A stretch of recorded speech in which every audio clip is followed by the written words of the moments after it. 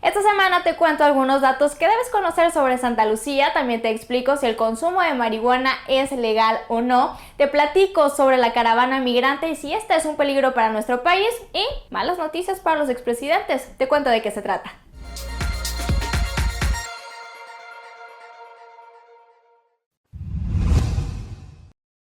En la consulta sobre el aeropuerto realizada por el gobierno de Andrés Manuel López Obrador, ganó la opción de Santa Lucía, y a pesar de los cuestionamientos en torno a su validez, el presidente electo ha dicho que va a respetar esa decisión. Así, es un hecho que se cancelará el aeropuerto de Texcoco y se construirán nuevas pistas en el aeropuerto militar de Santa Lucía.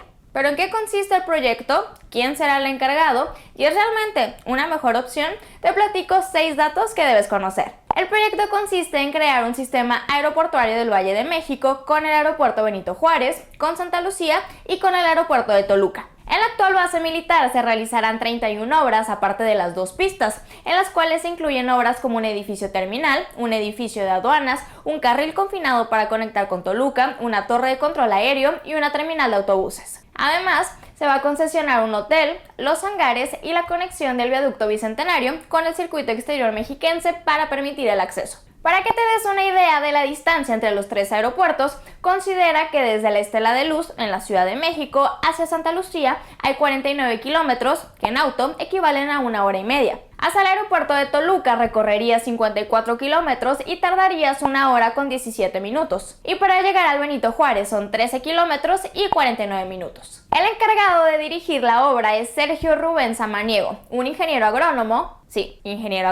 que ha trabajado como perito evaluador de inmuebles. Y además es coautor del proyecto de Santa Lucía junto con José María Riobó, el contratista favorito de AMLO. Pasando a otro tema, una de las ventajas que prometía AMLO es que Santa Lucía estaría listo en 3 años. Sin embargo, expertos de Mitre calculan que los estudios de aeronavegabilidad tardarían alrededor de 10 años. Mientras, en las condiciones actuales es peligroso operar simultáneamente Santa Lucía y el Benito Juárez. En cuanto al impacto ambiental, una de las grandes críticas en torno a Texcoco es que si se construía ahí el aeropuerto se causaría un gran daño al lago. Pero Santa Lucía también se asienta sobre una zona lacustre y hasta el momento no se sabe si se corre el mismo riesgo que con Texcoco. Y ante esto, Jiménez Espriu, próximo secretario de Comunicaciones y Transportes, admitió que no han hecho ningún estudio de impacto ambiental en la zona. En cuanto a los contratistas, AMLO logró tranquilizarlos al asegurarles que buscará que sus contratos se mantengan. Cosa curiosa porque hace apenas unos meses aseguraba que estos estaban manchados de corrupción.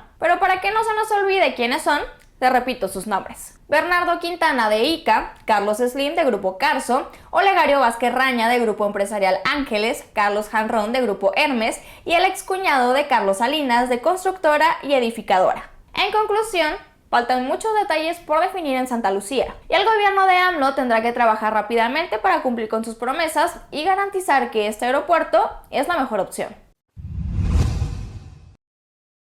Esta semana la Suprema Corte de Justicia de la Nación declaró inconstitucional la prohibición absoluta del consumo recreativo de marihuana, bajo el argumento de que su uso es parte del derecho al libre desarrollo de la personalidad. Con ello, invalida artículos de la Ley de Salud que prohíben actividades relacionadas como sembrar, cosechar, cultivar, poseer, transportar y prepararla. Entonces, ¿esto significa que el consumo de marihuana ya es legal? Sí y no. Como esta es la 5ª resolución que da la Corte en pro del consumo de marihuana, se sienta una jurisprudencia. Es decir, ahora los jueces y magistrados están obligados a entregar amparos para realizar estas actividades a las personas que lo soliciten, pero sigue siendo ilegal para quien no tenga un amparo. Además, el fallo obliga al Congreso a cambiar la ley para retirar la prohibición y de hecho, Olga Sánchez Cordero ya está trabajando en una iniciativa para ello. Sin embargo, si tú quieres aprovechar la decisión de la Corte y comenzar a consumir marihuana legalmente desde ahora, simplemente debes seguir los siguientes pasos. Debes acudir a la COFEPRIS y pedir una licencia para consumir marihuana con fines recreativos. Te la van a negar,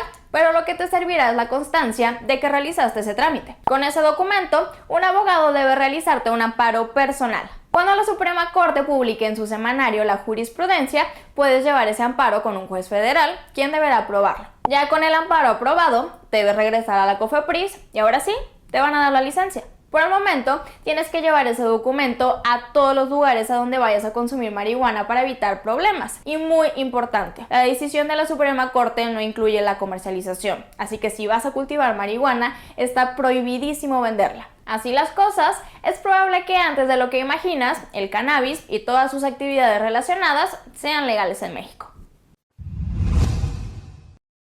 Esta semana se ordenó publicar en el Diario Oficial la Ley de Remuneraciones a los Servidores Públicos, con la cual se cumplirán varias de las promesas de austeridad de López Obrador. Básicamente, la ley reglamenta los artículos 75 y 127 de la Constitución, los cuales hablan de las percepciones que recibirán quienes trabajan en el gobierno. Uno de los cambios más importantes es que por fin y oficialmente se le dice adiós a las pensiones que recibían los expresidentes, así como el servicio de escoltas que se les prestaba. También se establece que ningún funcionario podrá ganar más que el presidente en turno, que en el sexenio de AMLO será 108,000 pesos al mes. Y dentro de cada dependencia, ningún empleado puede ganar más que su jefe inmediato, salvo que tenga 2 o más empleos o que su trabajo requiera una alta especialización. Este tope también es para bonos, aguinaldos, dietas, recompensas y cualquier otro tipo de estímulo, excepto para los gastos en viajes oficiales. Además, aplica para todos los funcionarios de los 3 poderes, los tribunales administrativos, a la PGR, empresas paraestatales como Pemex y entes públicos autónomos como la CNDH, el INEGI y el Banco de México. ¿Y qué pasa si no cumplen? Habrá desde multas hasta prisión, destitución e inhabilitación para desempeñar otro cargo público por 14 años. Y para vigilarlos, toda la información sobre sus remuneraciones deberá ser pública y transparente. En teoría, esta ley debía ser avalada por Peña Nieto, pero como ya pasaron los 30 días que tenía para hacerle cambios y los 10 días en los que podía publicarla y no lo hizo, pasó automáticamente al Senado, quien ordenó su aprobación. Ahora, solo falta esperar su publicación en el Diario Oficial para que al menos legalmente inicie la austeridad republicana. Esta semana la caravana migrante llegó a Veracruz, desde donde pretende avanzar a la Ciudad de México. Ahí se reunirán con representantes del gobierno de Peña Nieto y de López Obrador para discutir la posibilidad de ampliar a todo el país el programa Esta es tu casa, el cual les ofrece la posibilidad de tener una identificación y de unirse a un programa para tener un empleo temporal. Esta nota, junto con todo el tema de la caravana, ha generado reacciones muy polarizadas en México. De hecho, el 52% de los mexicanos acepta el libre tránsito, el 56% acepta que se les dé un trabajo y el 32% rechaza directamente su presencia. Y algunos de los argumentos en contra son que aceptarlos traería problemas de empleo, seguridad y servicios. Sin embargo, la mayoría de estos miedos son infundados. Verás, la caravana en su mayoría está conformada por familias o por jóvenes que huyen de las crisis humanitarias de sus países, especialmente de la pobreza y de la violencia. Y han manifestado claramente que su intención es encontrar un lugar donde puedan trabajar y desarrollarse con dignidad. Esto significa, en primer lugar, que no se trata de delincuentes. Muchas de las notas sobre delitos realizados por centroamericanos en el sur de México se refieren a actos de las maras MS-13 y Barrio 18, que son precisamente de las mismas bandas que vienen huyendo los migrantes. En otras palabras, los que vienen son las víctimas, no los victimarios. En cuanto a empleo y servicios, más que robarlos, tienen el potencial de aumentarlos. Te explico. La evidencia en países receptores de inmigrantes, especialmente en Europa y en Estados Unidos, apunta a que la migración tiene efectos económicos positivos. Cuando quienes llegan se integran al mercado, aumentan la demanda y la productividad, porque generan dinero y a su vez consumen. También aumenta la oferta laboral en algunas industrias en las que los nativos no quieren trabajar.